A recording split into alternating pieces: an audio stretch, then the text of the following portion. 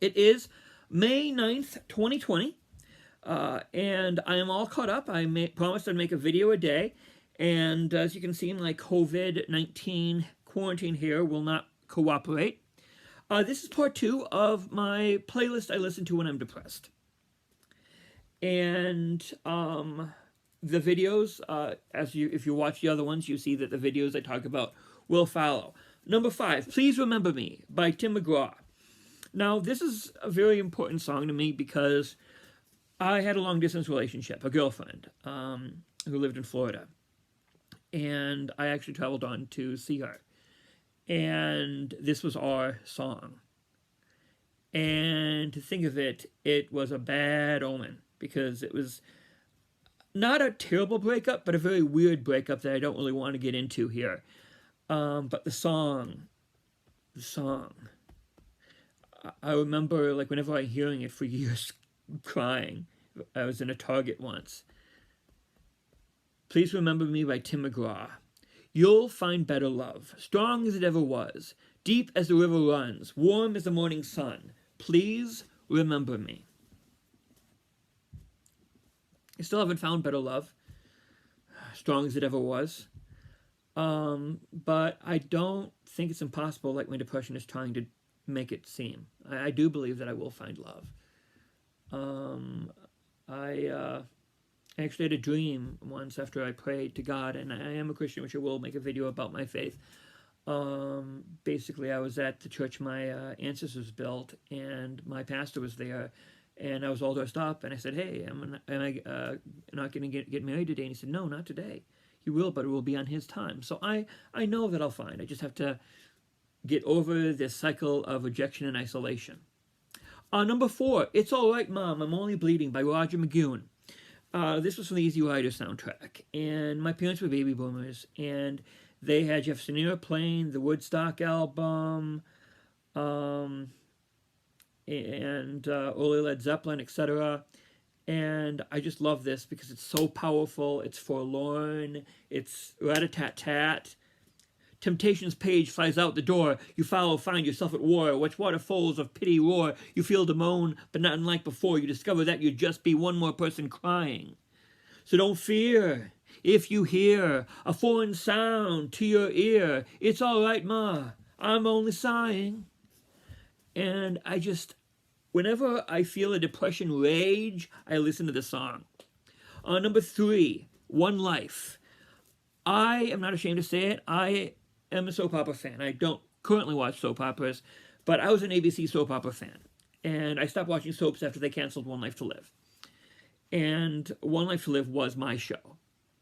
I liked it so much, I even ran a game, a World of Darkness game with my role-playing group based in Landview, Pennsylvania. And I got my best friend Doc hooked on the show for a couple of years, and he got me hooked on wrestling. Well, anyway, I grew up. I started watching with the Marty Staybrook, Todd Manning rape story in 1994, and I followed all the families. And the video you're watching deals with McBain, the cop, killing Mitch Lawrence, the devious Dr. Troy McIver healing Bo Buchanan after he shot him, and Vicki Lord Buchanan being shot, and Clint having a heart attack. Kristen Alderson has a great voice, and she is the one who's singing this. And it's a very forlorn song, but it's also a very hopeful song. Again, all the videos will be played, but I want to sing some of it, or say it out of kind of my voice. Where do you go with nothing to cling to? Your head's in the clouds, the rainbow's behind you. It is so hard to breathe, always searching for hope. But lost are those eyes where I used to hide away, and gone are those dreams falling darn. Still you have one voice, just one chance to hang on to reach for me, believe, because you only have one life to live. We do only have one life to live, and we have to reach it for the gusto. The thing is, depression and anxiety prevents us from doing so. So this is a very depressing song, but it's also a very powerful song of hope. Number 2, Marks on the Earth by Cara Jean Wallers and Gora Purito. It's from one of my favorite movies of all time, Paradise Recovered, which is a movie about faith, about Christian fundamentalism, about atheism, about love. And I'm crying just thinking about it. And this song is just so potent. It starts with a soulful musical introduction, and I'm just going to like again just read a little bit of the lyrics. 2 hearts burned their marks on the earth last night, in front of God and the trees and the sky, and there was smoke filled the air with poisonous words and auburn despair, like the last time they were feeling this alone. I'm tired of trying to prove that I'm beautiful, broken for you. I'm tired of prove that I'm good enough. Broken hearts can burn too. And sometimes I feel that way. I feel like I'm tired of trying. I'm tired of putting myself out there and getting nowhere. I am tired, and like I said, I wouldn't kill myself. I can't do that. But I would commit Barricide. If those following the videos, Barricide is when you don't want to kill yourself but you don't want to live, so you give up on life, based on a former friend I had named Barry. Number 1. We're up to number 1 of the list. Everybody, when they were a teenager, had an anthem. A song that was theirs. A song that they listened to over and over and over and over and over. Mine was Circle by Eddie McKell and the New Bohemians. I mean, I think I first actually saw it on a video about suicide.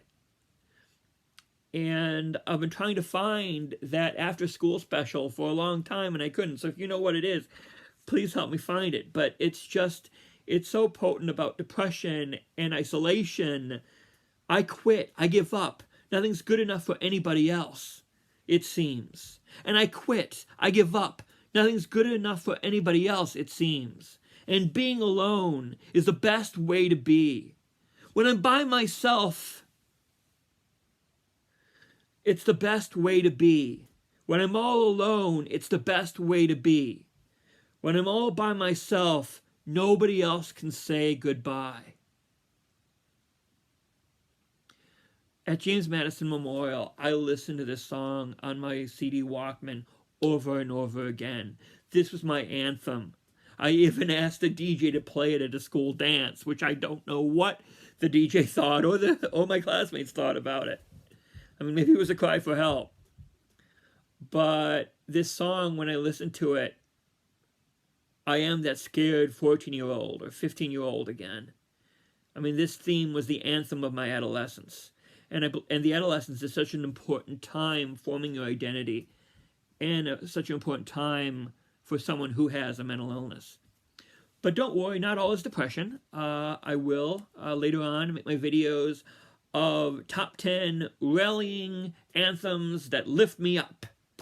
Thank you for watching and enjoying.